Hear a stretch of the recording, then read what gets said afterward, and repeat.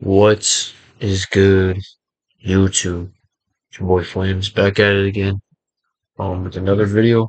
Today we're about to be reading out of Second Kings, chapter 25. Without further ado, man, let's get right to it. Chapter 25. Fall and captivity of Judah.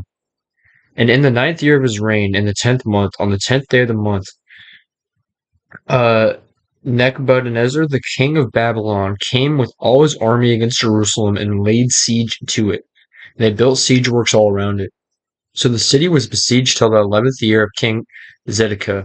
On the 9th day of the 4th month, the famine was so severe in the city that there was no food for the people of the land. Then a breach was made in the city, and all the men of war fled by night by the way of the gate between the two walls, by the king's garden. And the Chaldeans were around the city, and they went in the direction of the Arba. But the army of the Chaldeans pursued the king and overtook him in the plains of Jericho, and all his army was scattered from him. Then they captured the king and brought him up to the king of Babylon at Riblah, and they passed sentence on him. They slaughtered the sons of Zedekiah before his eyes, and put out the eyes of Zedekiah and bound him in chairs and took him to Babylon. Crazy. In the 5th month, on the 7th day of the month, that was the 19th year of King uh, Nebuchadnezzar, king of Babylon, Nebuzaradan, the captain of the bodyguard, a servant of the king of Babylon, came to Jerusalem, and he burned the house of the Lord and the king's house and all the houses of Jerusalem. Every great house he burned down. And all the army of the Chaldeans who were with the captain of the guard broke down the walls around Jerusalem. And the rest of the people who were left in the city and the deserters who had deserted the king of Babylon, together with the rest of the multitude, Nebuzaradan, the captain of the guard, carried into exile. But the captain of the guard left some of the poorest of the land to be vine-dressers and plowmen. And the pillars of bronze that were in the house of the Lord, and the stands in the bronze sea that were in the house of the Lord, the Chaldeans broke in pieces and carried the bronze to Babylon. And they took away the pots and the shovels and the snuffers and the dishes for incense and all the vessels of bronze used in the temple service. The fire pans also the bowls. The fire pans also and the bowls. What was of the gold that the captain of the guard took away as gold, and what was of silver as silver. As for the two pillars, the one sea, and the stands that Solomon had made for the house of the Lord, the bronze of all these vessels was beyond weight. The height of the one pillar was 18 cubits, and it was on a capital of bronze. The height of the capital was 3 cubits. A lattice work in pomegranates, all of bronze, were all around the capital, and the second pillar had the same with the lattice work. And the captain of the guard took Zeriah the chief priest, and Zephaniah the second priest, and the three keepers of the threshold. And from the city he took an officer who had been in command of the men of war, the 5 men of the king's council who were found in the city, and the secretary of the commander of the army, who mustered the people of the land, and 60 men of the people of the land who were found in the city.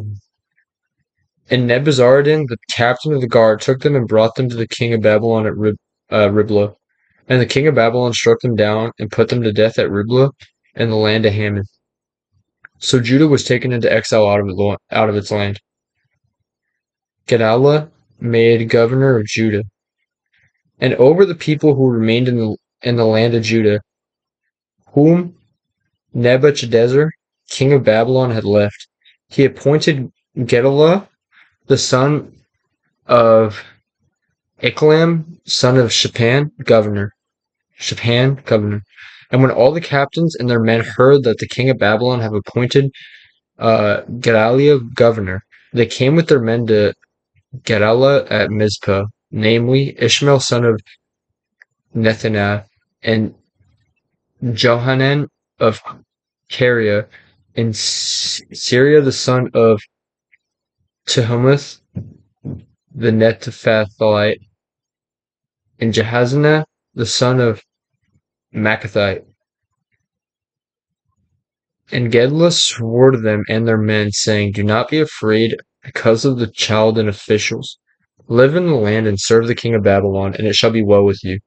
But in the 7th month, Ishmael, son of Nethaniah, son of Elishma, of the royal family, came with 10 men and struck down uh, Gedaliah and put him to death, along with the Jews and the Chaldeans who were with him at Mizpah. Then all the people, both small and great, and the captains of the forces arose and went to Egypt, for they were afraid of the Chaldeans. For the Chaldeans, Jehoiachin released from prison. Man, some of these names, I mean, that was an Israelite name, but a lot of the Babylonian names are very, very hard to pronounce. And in the 37th year of the exile of Jehoiachin, king of Judah, in the 12th month, on the 27th day of the month, evil Merodach, king of Babylon, in the year that he began to reign, graciously freed Jehoiachin, king of Judah, from prison. He spoke kindly to him and gave him a seat above the seats of the kings who were with him in Babylon. So Jehoiachin put off his prison garments, and every day of his life he dined regularly at the king's table. And for his allowance, a regular allowance was given to him by the king, according to his daily needs, as long as he lived. That was nice of the new king. Um, Even though he had to spend most of his life in prison, which sucks. But yeah, that's it for today's video. I really appreciate y'all for watching, and that is actually the end of Second Kings. So I think I'm just normally I do more than one video, but since we're at the end of the book, I'm probably just gonna wait and get into First Chronicles tomorrow, knock out those first two chapters. But I appreciate y'all tuning in and watching. I love y'all. Thank y'all so much, and I'm gonna catch y'all tomorrow. Peace.